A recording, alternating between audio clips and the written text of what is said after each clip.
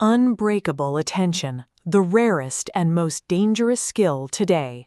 Introduction: The New Gold Rush and the Great Heist.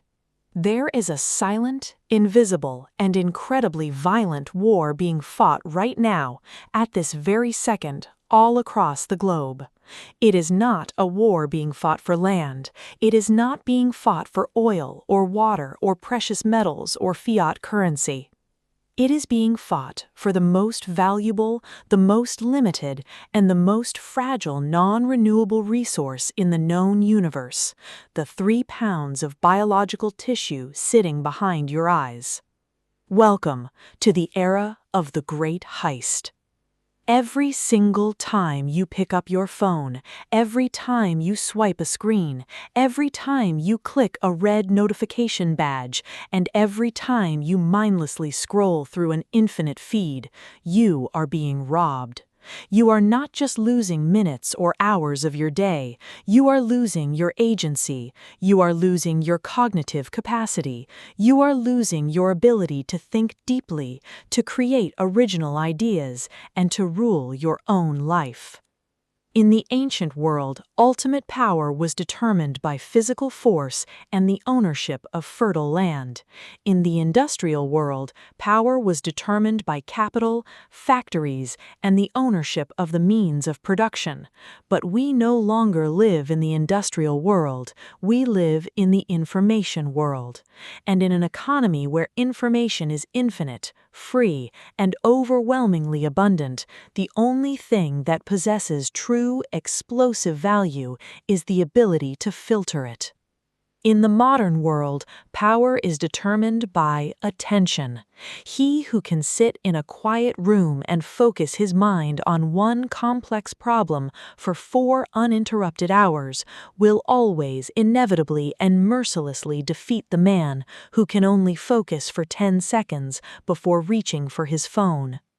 The ability to direct your mental energy with surgical, unwavering precision is no longer just a good habit or a nice productivity hack.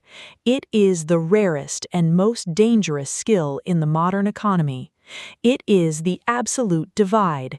It is the wall separating the architects of reality from the livestock of the algorithm. While the masses are being farmed for their behavioral data, their outrage, and their dopamine, living in a permanent state of reactionary brain fog, a small elite fraction of society is pulling ahead at a rate never before seen in human history. We will call them the sovereigns of focus. These are the individuals who can enter the state of deep work on command. They are the ones who can write the code, author the books, engineer the systems, and design the strategies that run the world.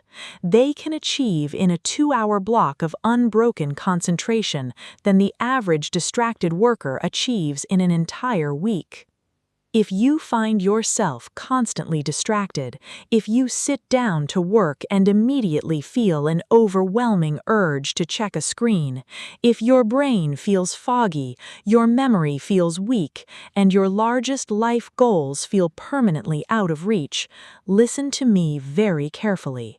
It is not because you are fundamentally weak. It is not because you are lazy.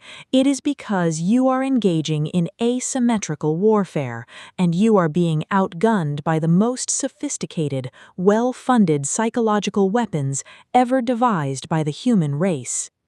This audiobook is your counterinsurgency manual.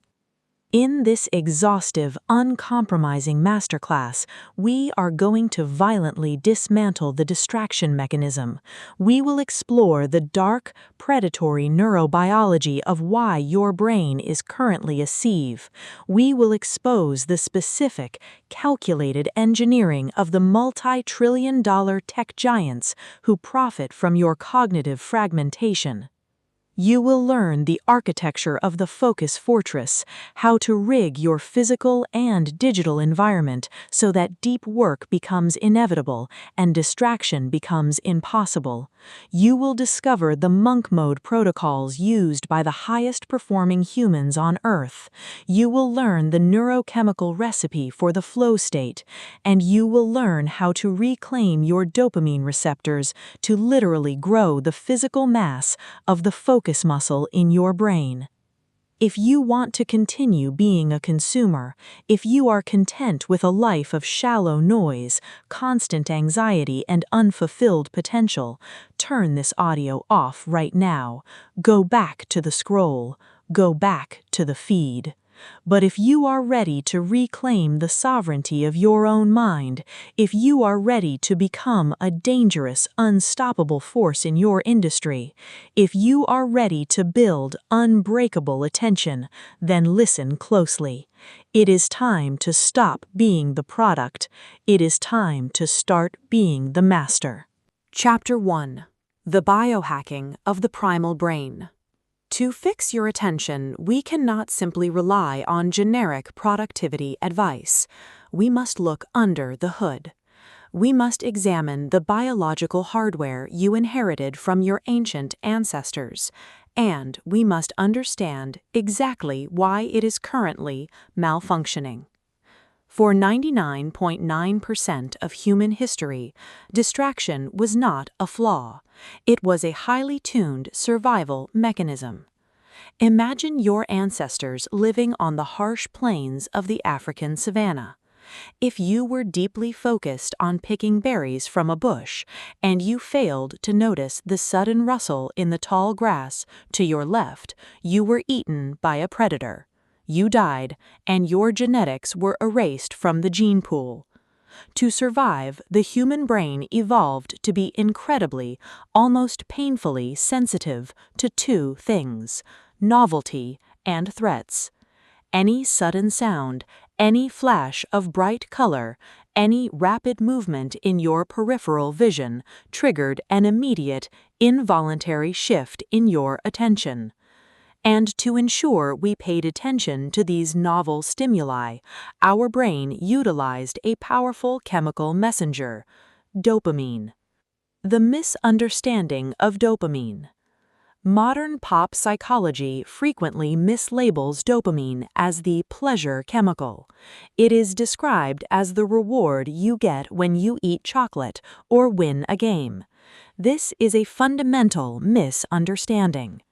Dopamine is not the chemical of pleasure. It is the chemical of anticipation and pursuit. It is the molecule of craving. It is the brain's alarm system screaming, "Pay attention. Something new, something potentially life-saving or life-threatening is happening right now, and you need to investigate it." Dopamine narrows your focus on the novel object and compels you to take physical action toward it. The evolutionary mismatch and the novelty trap. In the ancient world, high dopamine novelty was incredibly rare. You might see a new type of flower, encounter a strange animal, or find a rich source of honey once every few days. The dopamine system was perfectly calibrated to the slow, steady pace of the natural world. Today, you live in an environment of infinite novelty. Every time you open a social media app, your brain is bombarded with thousands of novel, highly stimulating data points in a matter of seconds. A controversial headline, a brightly colored photograph, a dancing video, a red notification bubble. Your ancient, million-year-old brain is completely incapable of distinguishing between the existential threat of a rustling bush on the savanna and the ping of a text message. When your phone vibrates, your amygdala, the emotional and threat detection center of your brain, fires immediately. Your biology forces you to look at the screen because it believes the vibration might be vital to your survival.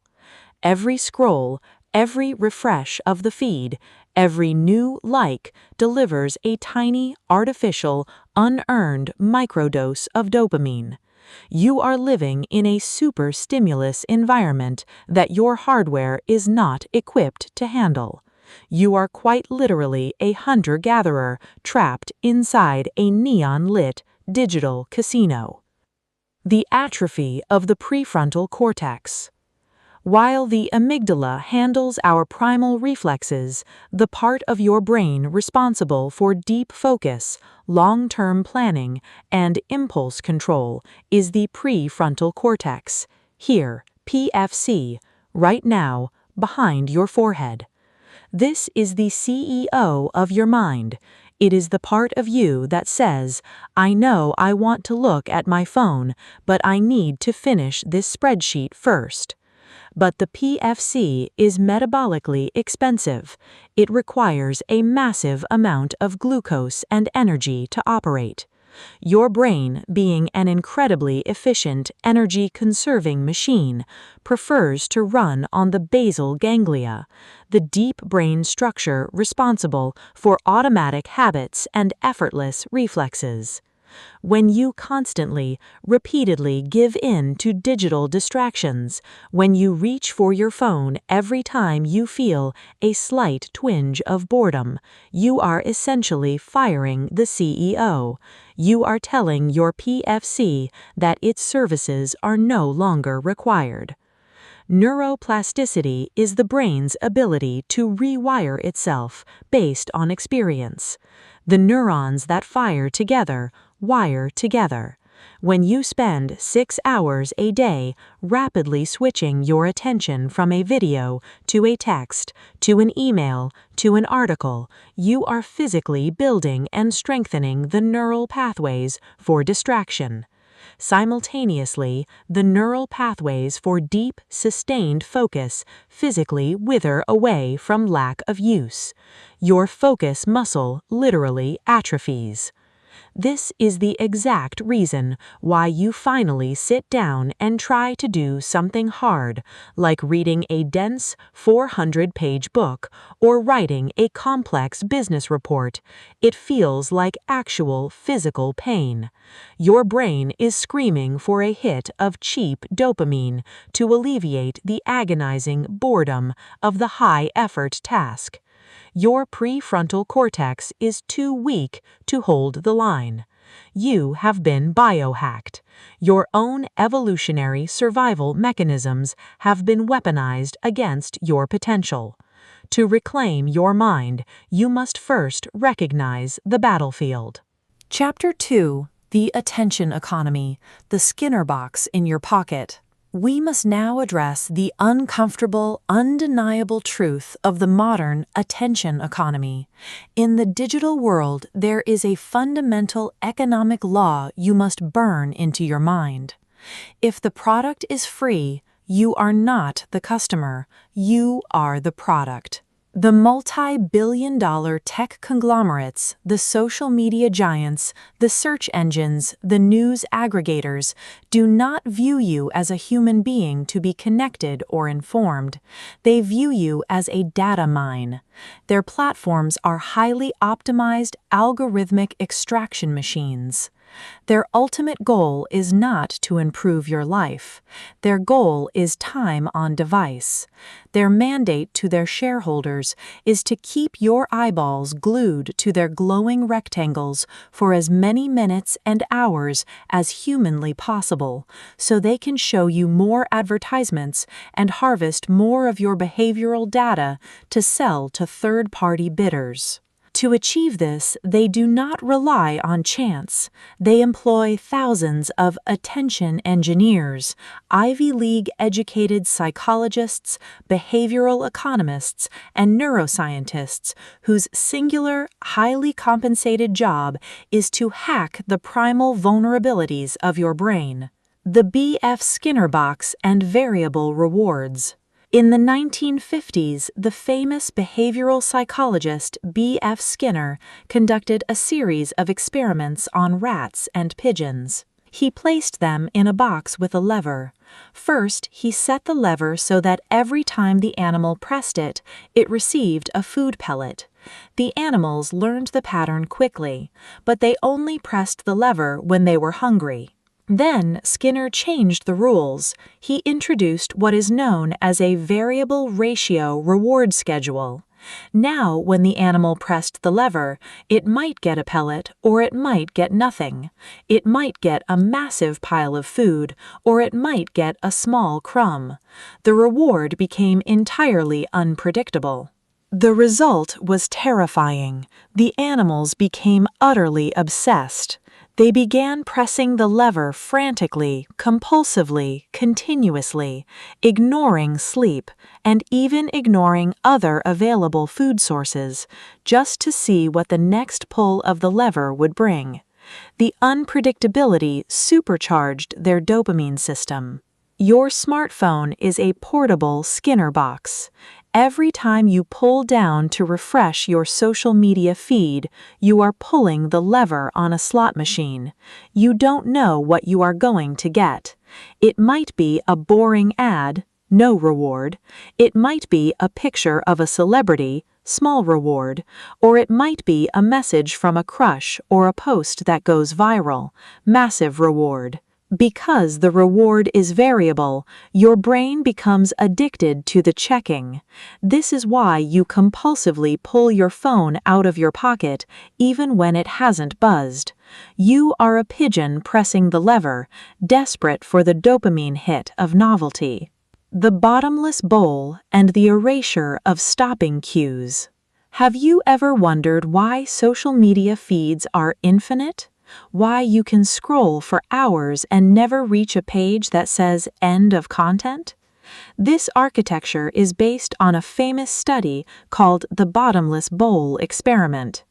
Researchers sat people down at a table and gave them a bowl of soup. Half the participants had normal bowls. The other half had bowls that were secretly connected to a tube under the table, slowly and invisibly refilling the soup as the person ate. The people with the refilling bowls ate 73% more soup than the normal group, and yet, when asked, they did not report feeling any more full. Why? Because humans rely on stopping cues. We look at an empty bowl to tell our brain that the meal is over. We look at the end of a book chapter to tell our brain it is time to sleep. The attention engineers have deliberately eradicated every single stopping cue in your digital environment. There are no more page numbers. The next video autoplays automatically in 3 seconds. The feed scrolls infinitely into the void. They have removed the friction of consumption, creating a frictionless slide into cognitive oblivion. The Zeigarnik effect and unfinished business. They also weaponize the Zeigarnik effect. This is a psychological principle which states that the human brain remembers incomplete or interrupted tasks far better than completed tasks. An incomplete task creates a state of psychological tension that the brain desperately wants to resolve.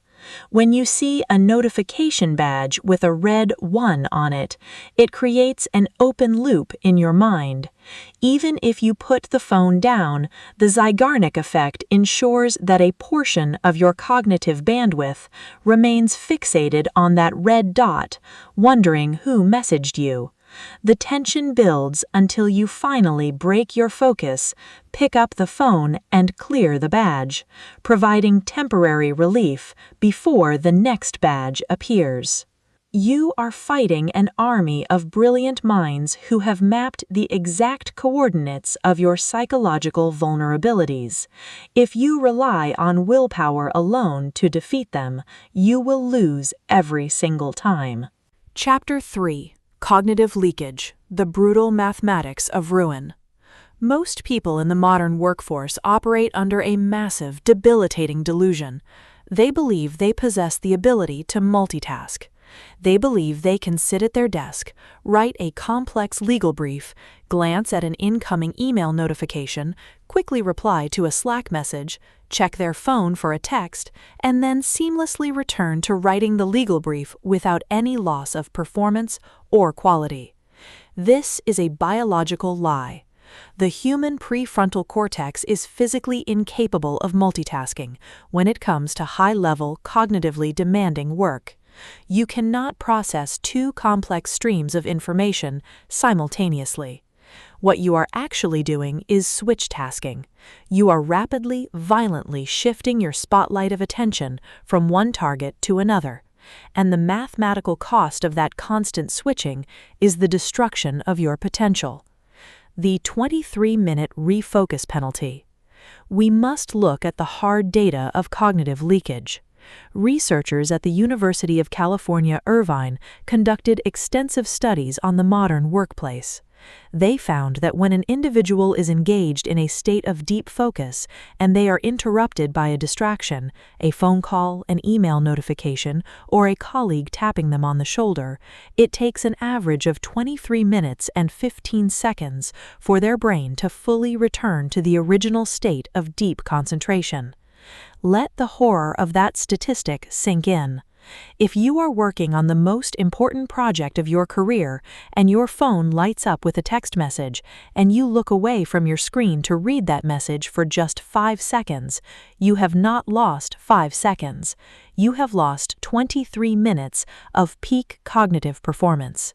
If you check your email every 15 minutes, or if your phone buzzes every 20 minutes, you are literally never entering a state of deep focus.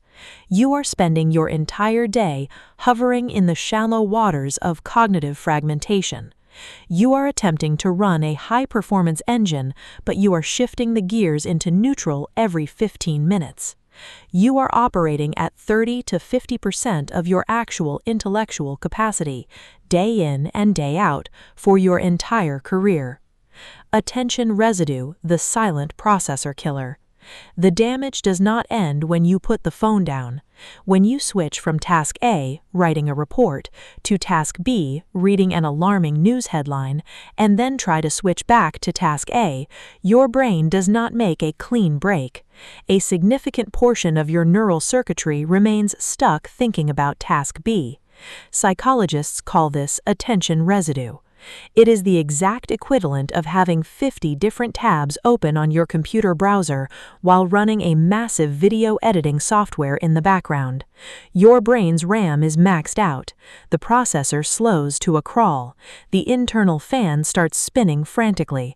Eventually, the entire system crashes. When you have heavy attention residue, you experience a massive drop in IQ. You make careless mistakes. You cannot connect complex ideas. You lack creativity. This is the precise reason why you feel so incredibly deeply exhausted at 5 p.m., even on days when you feel like you haven't actually accomplished any real meaningful work. Your physical body hasn't moved from the chair, but your brain has run the grueling switching protocol 500 times. You are suffering from profound decision fatigue and cognitive depletion caused entirely by the friction of distraction. The asymmetrical math of the elite. The sovereign of focus, the elite performer who commands the modern economy, understands the asymmetrical math of the focus block. Let us compare two workers. The amateur sits at their desk for 8 hours. They keep their email open on a second monitor. Their phone is face up on the desk. They are interrupted 40 times throughout the day. Total deep work time, 0 minutes. Result, shallow, mediocre output, high stress, the feeling of constantly treading water but never moving forward.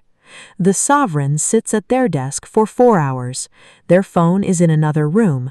Their computer is disconnected from the internet. They work in 2 120-minute unbroken blocks. Total deep work time, 240 minutes. Result, elite, world-class output, massive career progression, low stress. The sovereign gets more meaningful, needle-moving work done by noon than the amateur gets done in an entire month. This is not a matter of raw intelligence. It is not a matter of talent. It is purely a matter of resource allocation. The sovereign refuses to leak their cognitive energy. They guard their attention with the same paranoid intensity that a billionaire guards the vault to their fortune. They recognize that a single ping is not a minor annoyance. It is a direct breach of their security. It is a tax levied against their future. You must stop viewing a 5-minute scroll on social media as a harmless break. You must view it as a brain tax. You are currently allowing yourself to be taxed into cognitive poverty. It is time to declare absolute independence. Chapter 4: The Neurochemistry of Focus, the Spotlight Cocktail. To build unbreakable attention, we must move beyond metaphors and understand the literal chemistry of your brain. Focus is not a magical aura. It is a highly specific cocktail of neurotransmitters that must be released in the correct sequence. If you want to command your mind, you must learn how to mix the spotlight cocktail. There are 3 primary ingredients required to enter a state of deep work. 1. Epinephrine, adrenaline, the engine of alertness. The very first requirement for focus is wakefulness. You cannot focus if your brain is drifting into sleep. When you decide to focus on a task, your brainstem and adrenal glands release epinephrine, the chemical equivalent of adrenaline in the brain. Epinephrine is the engine of alertness. It opens your eyes, increases your heart rate slightly, and signals to the entire nervous system that energy is required immediately. However, epinephrine alone is chaotic. If you have high epinephrine without direction, you don't get focus, you get a panic attack. You get anxiety. You feel jittery and overwhelmed, unable to sit still. 2. Acetylcholine, the spotlight. To turn chaotic alertness into laser-like focus, you need the second ingredient, acetylcholine. Acetylcholine is released from 2 specific areas in the brain, the nucleus basalis and the brainstem, and is directed squarely at the prefrontal cortex.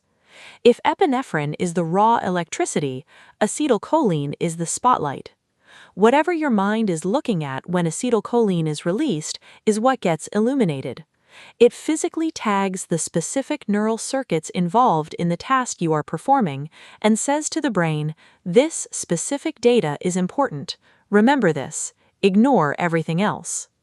When you are staring at a complex line of code or reading a difficult legal document, and you feel that intense, narrowing sensation where the rest of the room seems to fade away, that is acetylcholine flooding your prefrontal cortex. 3. Dopamine, the fuel of pursuit. You are alert, epinephrine, and your spotlight is locked on the target, acetylcholine, but high-level focus is exhausting. To sustain this state for 90 minutes or 2 hours, you need a mechanism to keep the engine running without burning out. Enter the third ingredient, dopamine. As we discussed earlier, dopamine is the molecule of pursuit.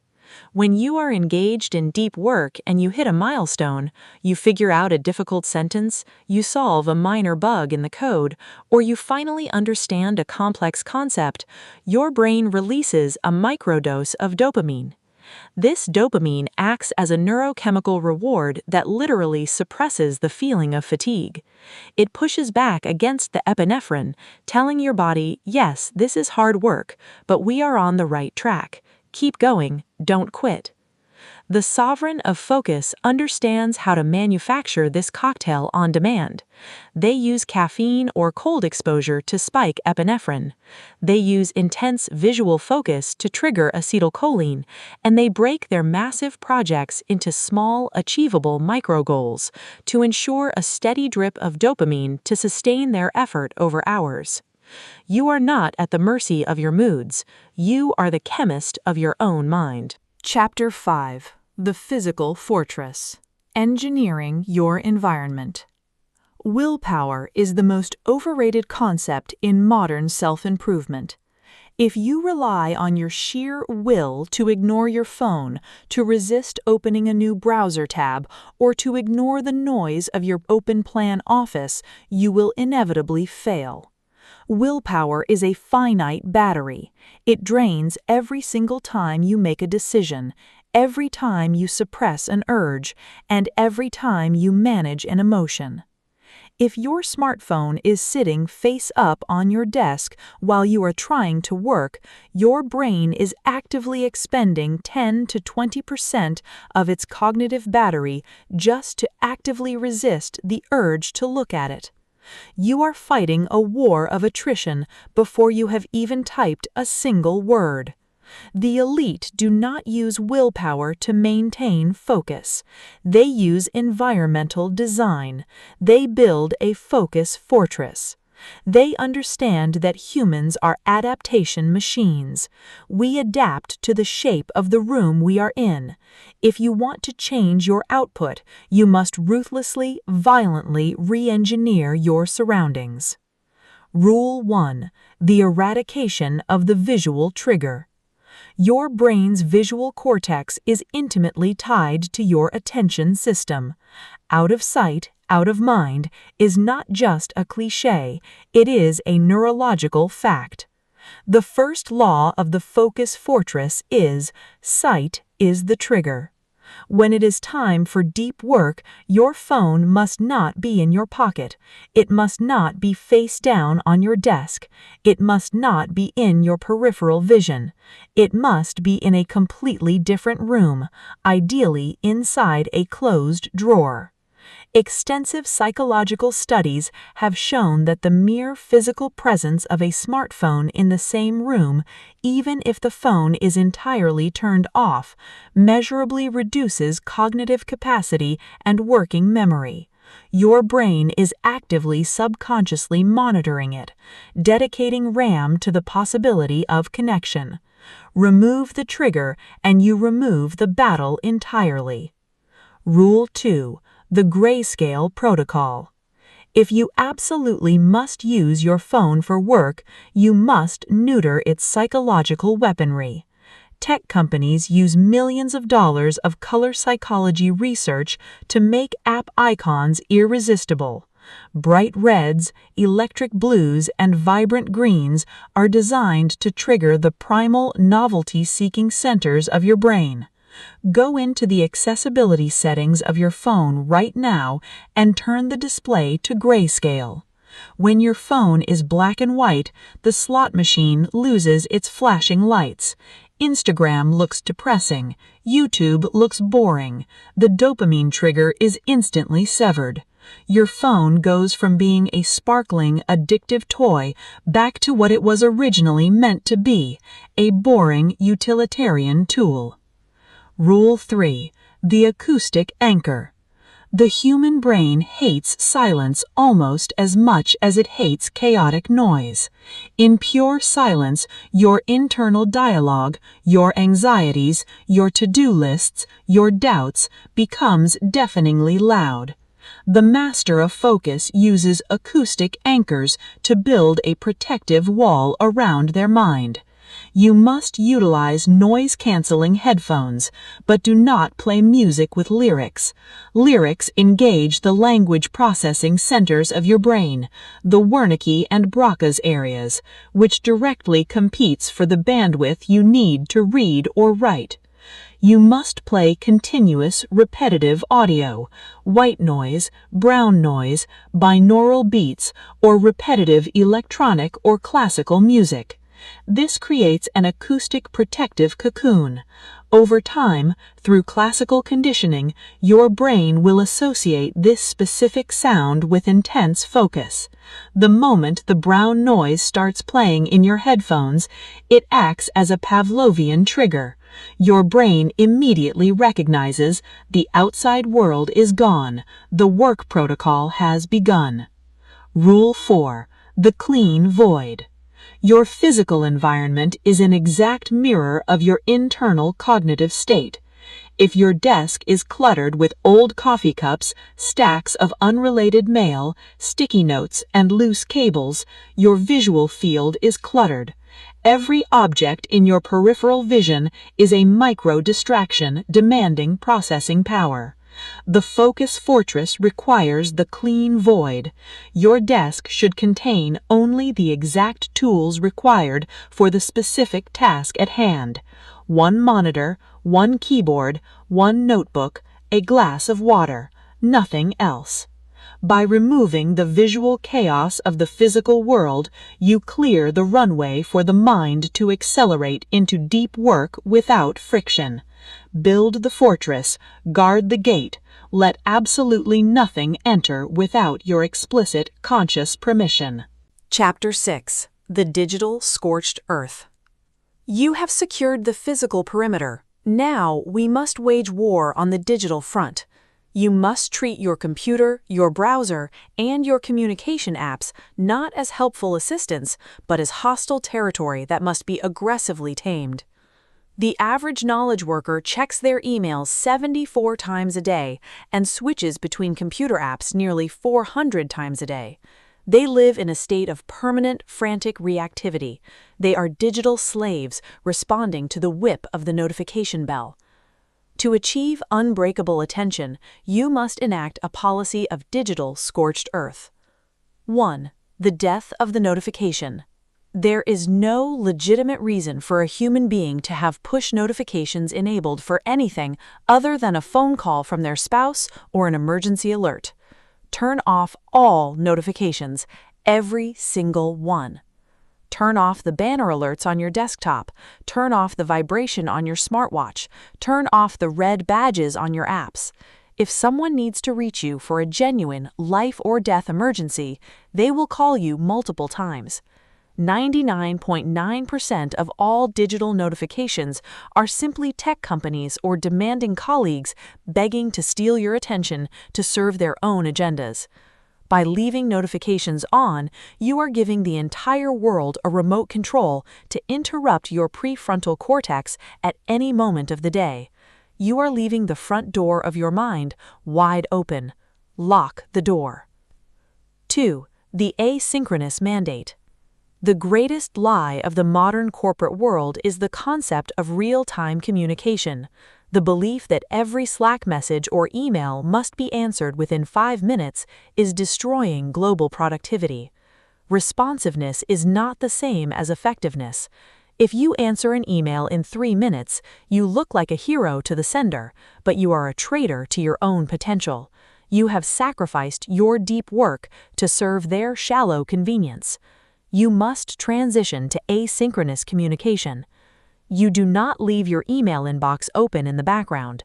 You do not leave the company chat app open on a second monitor. You treat communication as a specific, discrete task. You log into your email at 11 a.m., process the inbox for 30 minutes, and then close the application entirely. You log in again at 4 p.m., process it, and close it. You must train the people around you. If you respond to messages instantly, you are training them to expect instant responses, guaranteeing future interruptions. If you consistently wait 3 hours to reply, they will adapt. They will realize you are a deep-working, serious professional. They will stop bothering you with trivialities. 3. The one-tab rule and the isolation chamber. When you enter a focus block to do deep work, your browser is a liability. You must enforce the one-tab rule. If you are writing a document, only the document is open. But I need to research, you say. No, research and creation are 2 different cognitive modes. When you research, you gather data. When you create, you synthesize data. If you try to write a sentence, open a new tab to Google a fact, get distracted by a related article, and return to the document 10 minutes later, you have suffered massive cognitive leakage. Separate the tasks. Do all your research in one block. Download the PDFs, take the notes. Then disconnect your computer from the Wi-Fi entirely. Enter the isolation chamber. With the internet disabled, your brain has no escape route. The discomfort of the work cannot be alleviated by a quick web search. You are trapped in the room with the work, and the only way out is through. Chapter 7. The Biological Engine. Sleep, Fasting, and Cognitive Fuel. You can build the perfect focus fortress and master your digital environment, but if the biological engine running the software is broken, the system will still crash. Attention is a physical, metabolic process. Your brain consumes 20% of your body's total energy, despite being only 2% of its weight. You cannot demand elite-level focus from a brain that is sleep-deprived, inflamed, and running on toxic fuel. 1. The sleep architecture imperative. Sleep is not a luxury. It is the fundamental biological reset required for attention. During the day, as your neurons fire and your brain consumes energy, a metabolic waste product called adenosine builds up in your brain. This buildup creates sleep pressure, the feeling of fatigue. Simultaneously, intense cognitive work creates microscopic damage and metabolic byproducts, including amyloid beta proteins, associated with brain fog and cognitive decline. When you enter deep, slow-wave sleep, a miraculous biological mechanism called the glymphatic system activates. The glial cells in your brain shrink by up to 60%, allowing cerebrospinal fluid to rush in and literally wash away the adenosine and toxic waste products accumulated during the day. If you get 6 hours of sleep instead of 8, you are not just a little tired, you are waking up with a brain that is literally steeped in metabolic waste. Your prefrontal cortex cannot function in this toxic environment. You will be impulsive, highly reactive to dopamine triggers, and completely incapable of deep focus. You must guard your sleep architecture. No blue light from screens 2 hours before bed, as it suppresses melatonin production. Keep the bedroom freezing cold. Prioritize 8 hours of sleep as the non-negotiable foundation of your cognitive empire. 2. The glucose crash and fasting for clarity. The fuel you put in your body directly dictates the stability of your attention. The standard modern diet, heavy in refined carbohydrates and processed sugars, is catastrophic for deep work. When you eat a bagel or a massive bowl of pasta for lunch, your blood sugar violently spikes. Your pancreas dumps insulin into your system to clear the sugar. This results in a massive, unavoidable glucose crash around 2 p.m. As your blood sugar plummets, your brain panics. It interprets the sudden drop in energy as a survival threat. It releases cortisol and adrenaline, creating anxiety, brain fog, and an overwhelming desire to sleep or eat more sugar. You cannot focus when your body is fighting a metabolic crisis. The sovereigns of focus manage their blood sugar ruthlessly. Many utilize intermittent fasting, skipping breakfast entirely and consuming only black coffee or water until noon. In a fasted state, insulin levels are rock bottom. The body begins producing ketones from stored fat. Ketones are highly efficient, premium superfuel for the brain. When the brain runs on ketones rather than fluctuating glucose, energy levels remain brutally stable. There is no crash, there is no brain fog, there is only a smooth, unbroken, razor-sharp clarity that can last for hours. Treat your brain like a high-performance Formula One engine. You do not put cheap, contaminated fuel into a $1 million machine. Chapter 8. The Flow State, the Apex of Human Performance. If attention is the muscle and deep work is the gym, then flow is the superhuman state of transcendence that occurs when that muscle is perfectly, flawlessly engaged. Psychologist Mihaly Csikszentmihalyi coined the term the flow state. Extreme athletes call it the zone. Jazz musicians call it being in the pocket. It is the apex of human cognitive performance. It is the state where you become so utterly and completely absorbed in a challenging task that your sense of self disappears, the passage of time vanishes, and your performance skyrockets to unimaginable levels. The biology of flow. transient hypofrontality. What is actually happening inside your skull during flow? Neurologically, the brain undergoes a profound shift known as transient hypofrontality.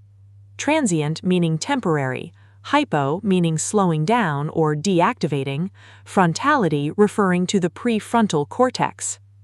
Wait, didn't we just spend hours discussing how important the prefrontal cortex is for focus? Yes, but the prefrontal cortex is also the home of your inner critic. It is the part of your brain that doubts you, judges your work, calculates time, and worries about the future. When you enter flow, the intense concentration requires so much processing power that the brain literally shuts down the inner critic to conserve energy. The voice of doubt goes entirely silent. You are no longer trying to focus, you are the focus. You act with pure, unhesitating instinct and massive confidence. Simultaneously, the brain floods your system with the most potent, performance-enhancing neurochemical cocktail known to science. A massive surge of dopamine, serotonin, endorphins, norepinephrine, and anandamide, a bliss molecule. In flow, you process information faster. You link disparate ideas with brilliant creativity, and the work itself becomes the most addictive, intrinsically rewarding experience possible. A person operating in a flow state has been shown to be up to 500% more productive than a person in a normal baseline state. The gates to flow. Flow is not an accident. It is not magic. It is a biological state that can be engineered. To enter the gates of flow, you must meet 3 strict criteria. 1. Absolute clarity of goal. You cannot enter flow if you are confused. You must know exactly what you are trying to accomplish in this specific microsecond. Not, I am writing a book, but I am writing the perfect opening sentence to this paragraph. 2. Immediate feedback. Your brain must know immediately if it is succeeding or failing so it can adjust. 3. The challenge-skill balance, the sweet spot. This is the crucial trigger. If a task is too easy, you become bored and your mind wanders. If a task is too difficult, you become anxious and cortisol floods your system. To trigger flow, the task must be roughly 4% harder than your current skill level.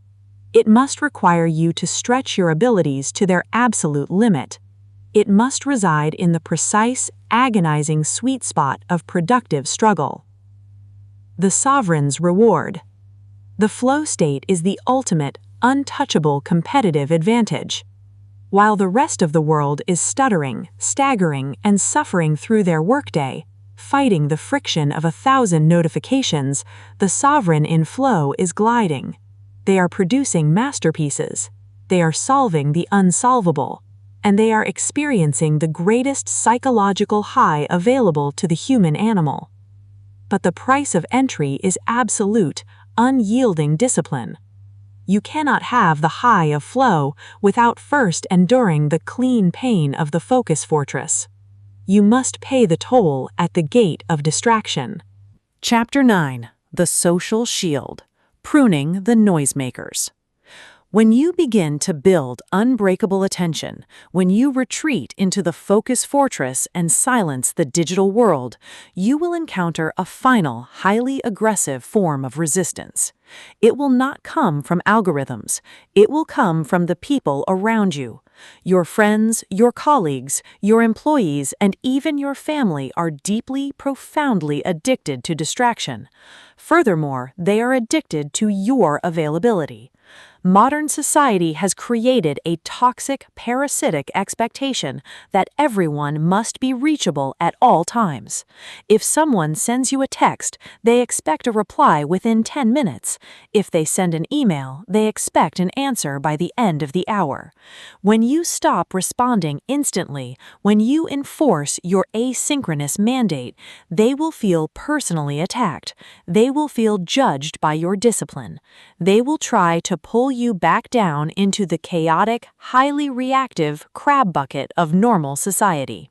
The always-on lie.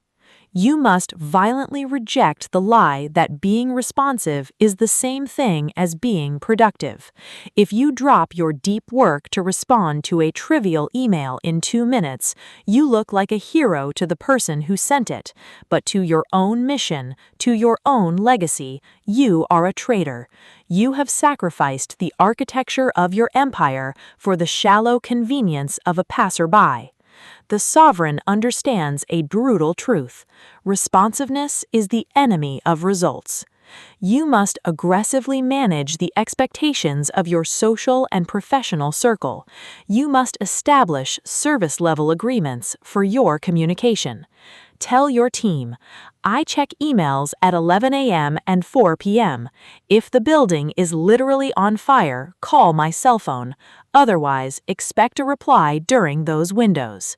At first, they will push back, but eventually, they will adapt. They will respect your time because you respect your time. They will realize that your lack of availability is not an insult. It is the price of your excellence. Social pruning and the contagion of focus. You must also take a cold, objective audit of your social circle. Are you surrounded by noisemakers, people who live for drama, who speak only in gossip, who cannot sit in a quiet room, and who constantly interrupt deep conversations to check their Instagram feeds? Attention, much like emotion, is highly contagious through the mechanism of mirror neurons. If you spend your time with people who possess unbreakable attention, your own attention span will physically lengthen. You will adapt to their slow, deliberate, powerful frequency. If you spend your time with data addicts and hyper-reactive consumers, their chaotic, fragmented energy will infect your nervous system. You will become one of them. The sovereign practices ruthless social pruning. They actively limit the access of those who do not respect the fortress. They understand that their mental energy is their most precious, non-renewable gift, and they absolutely refuse to pour it into the hands of people who will just throw it in the trash. Chapter 10. The Sovereign Protocol, your 24-hour blueprint. To maintain unbreakable attention in a world designed to destroy it, you cannot rely on good intentions. You must have a daily, unyielding protocol. This is your system for cognitive dominance. Phase 1. The Theta Morning, 0 to 2 hours post-wake. The most destructive, suicidal thing you can do for your focus is to reach for your phone the moment you open your eyes. When you wake up, your brain is transitioning out of delta waves and hovering in theta and alpha state. This is a highly plastic, deeply creative, and intensely suggestible brainwave state.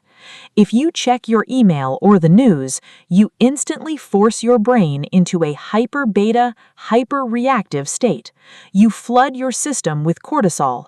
You are letting the entire world's problems, agendas, and emergencies flood your pristine mental space before you have established your own intent. You have lost the day before your feet have touched the floor. The sovereign rule: absolutely no screens, no inputs, and no digital consumption for the first 60 to 120 minutes of the day. 0. Use this pristine, golden cognitive window for output only. Meditate, exercise, or immediately enter the focus fortress to tackle the single most demanding, highest value deep work task of the day. Phase 2. The Ultradadian Sprint. Hours 2 through 6.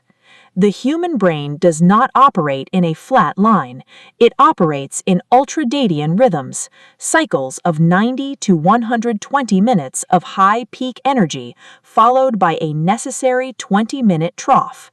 You must align your work with your biology. The sprint. Enter the fortress. Activate grayscale. Put on the acoustic anchor. Execute for 90 minutes of unbroken, intense concentration. Do not break the seal. The recovery. When the 90 minutes are up, you must engage in non-cognitive rest. Checking your phone is not rest. Reading an article is not rest. You must look away from all screens. Walk outside. Stare at a distant tree to relax the optical muscles. Do box breathing.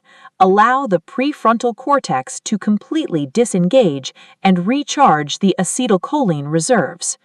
Execute 2 to 3 of these 90-minute sprints. If you do this, you have already outproduced 95% of the global workforce. Phase 4, the shallow trough, hours 6 to 8. As the afternoon approaches, your cognitive battery naturally depletes. This is the time for shallow work. Now you can open the gates, reply to the emails, attend the meetings, do the administrative tasks that require very little creative or deep cognitive strain. Phase 5, the digital sunset, 2 hours before sleep. The war for tomorrow's attention is won the night before. Blue light from screens violently suppresses the release of melatonin, the hormone required to initiate deep, restorative sleep. Furthermore, digital novelty keeps the nervous system highly aroused, preventing the brain from cooling down. 2 hours before you intend to sleep, you must initiate the digital sunset. All screens are turned off. Phones are placed in a different room on charging docks. Dim the overhead lights. Read a physical paper book. Signal to your ancient biological nervous system that the sun has gone down, the predators are gone, and the war of attention is officially over for the day. Conclusion: the divide and the empire of the mind.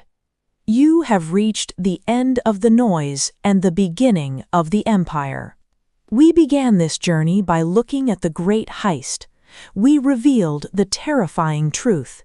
Your attention, the very fabric of your conscious experience, is being systematically stolen by a machine engineered to keep you weak, reactive, fragmented, and poor.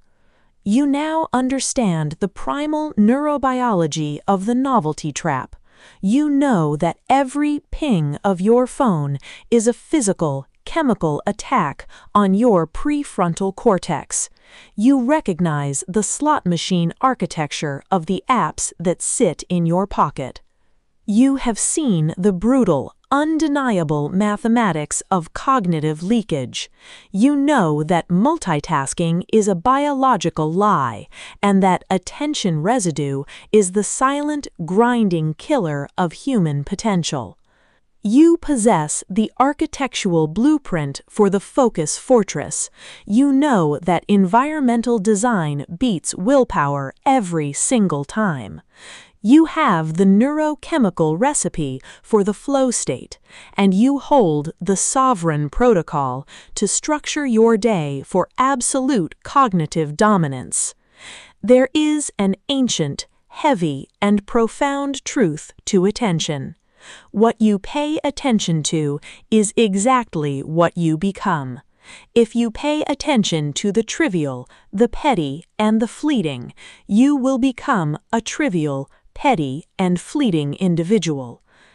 If you pay attention to the chaotic, the negative, and the outrage-driven news cycle, your internal world will become chaotic, dark, and reactive.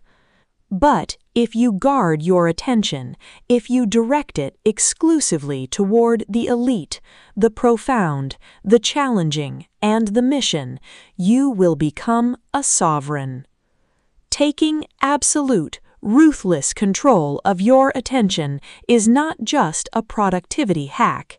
It is the most fundamental act of rebellion, self-love, and self-respect possible in the modern age.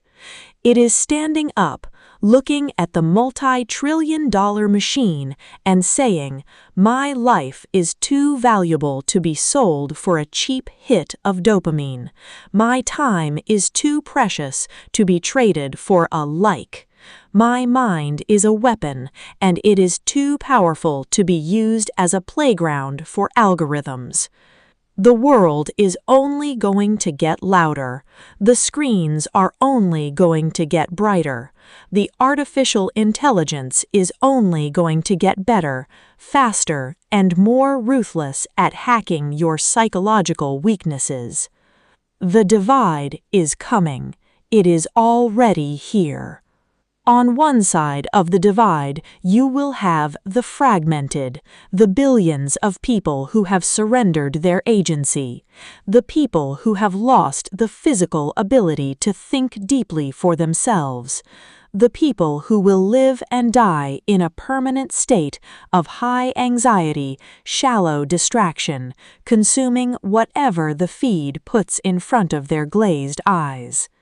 On the other side, you will have the unbreakable, the elite few who have mastered the architecture of their own minds, the individuals who can sit in the silence, who can focus with the burning intensity of a laser, and who can literally create reality out of their own sustained intent. Which side of the divide will you stand on? The next time you feel that familiar itch, the next time you feel the urge to escape the hard work and reach for the scroll, the next time a notification desperately calls your name, freeze, anchor your feet to the floor, take a breath, feel the war happening inside your skull, recognize the heist, put the phone down, walk into your fortress and pick up the weapon of your attention. The world belongs to those who can focus. Now go and build your empire.